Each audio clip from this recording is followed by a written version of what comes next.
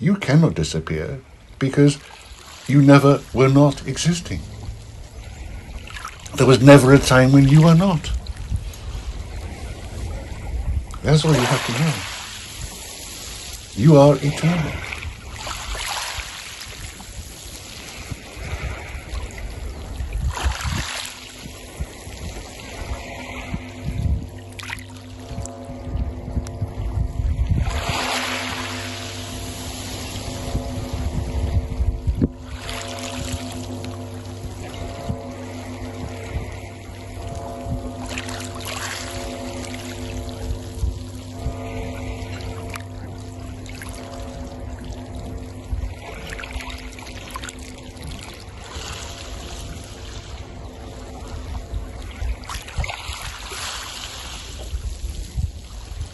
She goes away, but you are not her. But don't worry about that. Maybe it's a good thing she's going away. She's thinking, well, there's no place for me here amongst all these I ams, so what am I doing here? Stay with the I am. And of course, there's a trigger for your personality that maybe feels insecure, safe, comparing yourself with others. I don't know what the reason is, but let her go. And just stay present with you. And let the light that is you shine. Welcome her departure. I think that is a positive sign that truth in you realizes that actually this is not a place for her. This perfectly reveals your true dedication to be present with you.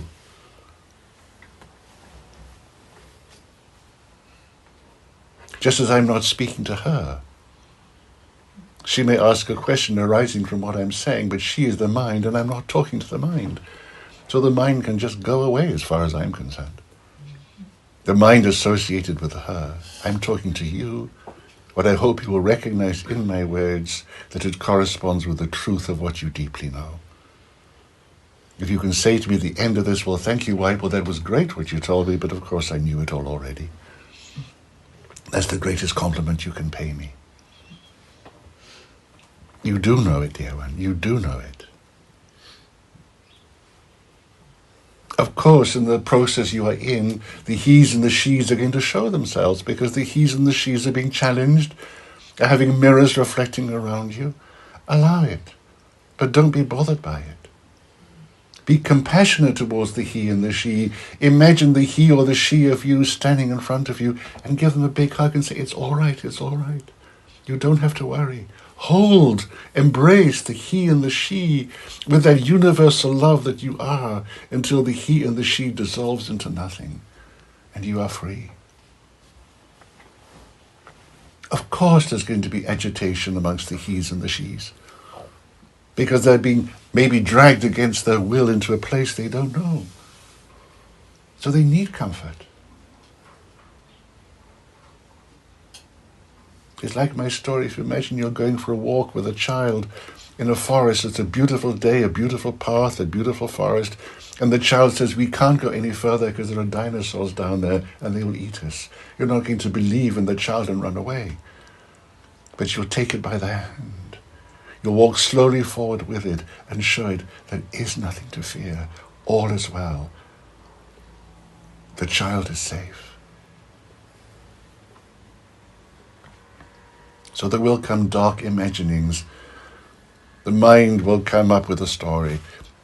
Allow it, let it, hold it, embrace it, forgive it, and set it free. In this way, maybe you'll find a much more rich experience here, but you can offer that to the he's and the she's that maybe already carry within them some deeply held belief they're not good enough anyway, which of course is a load of rubbish. Allow he and she, him and her to be in this story. They have a right to exist, but you want them to have peace, and they will have peace only because you, the love that you are, holds them, comforts them, hugs them. You know how good it is to be hugged, to feel better. Hug, embrace, hold, and dissolve with that unconditional love the fear of the he and the she. So, dear friend, when she disappears, you cannot disappear because you never were not existing. There was never a time when you were not. That's all you have to know. You are eternal. So enjoy the moment that she backs off and say, oh, what a relief. I can just be here with me, with my true self.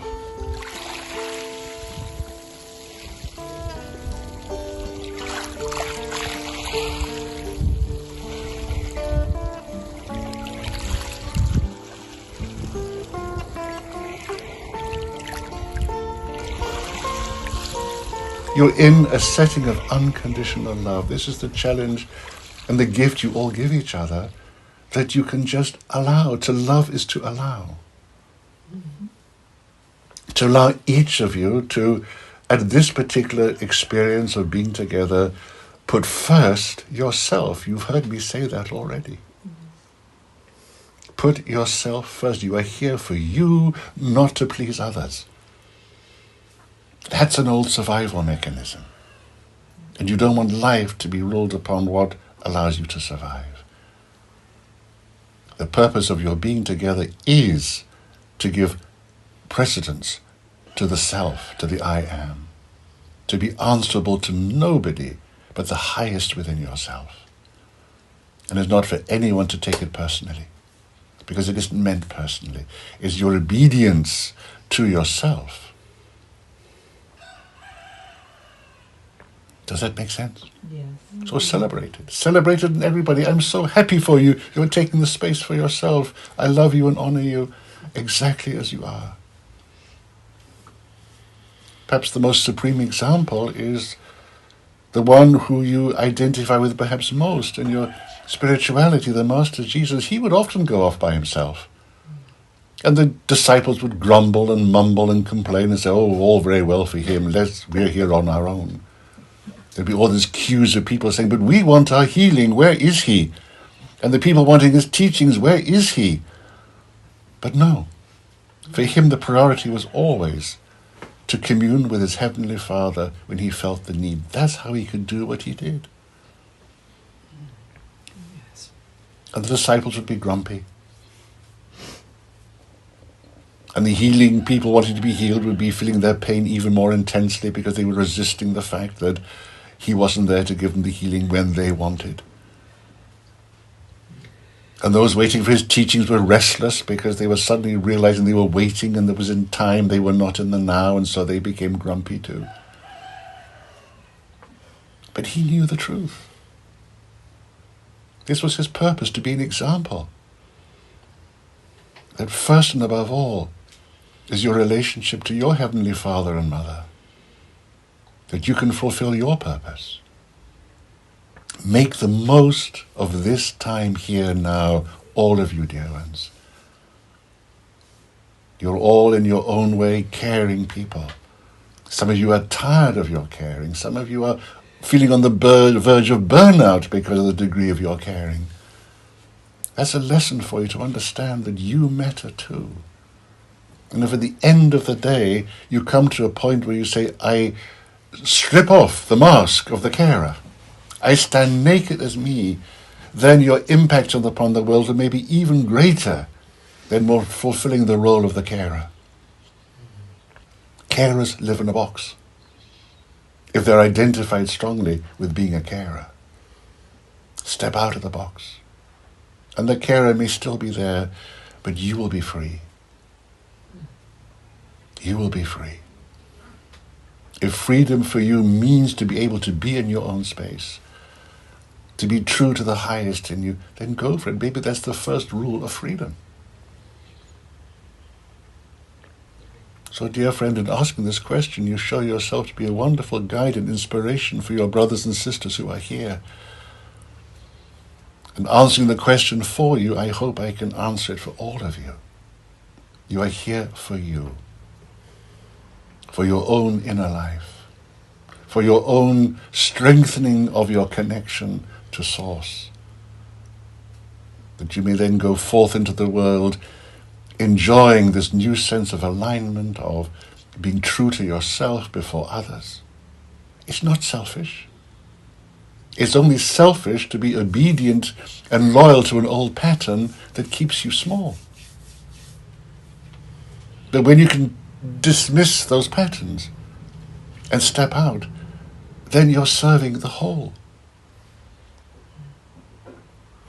Your service doesn't diminish. Your service becomes greater.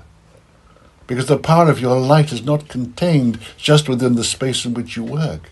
The power of your light shines across the planet, across the universe. Because you can more easily feel part of it.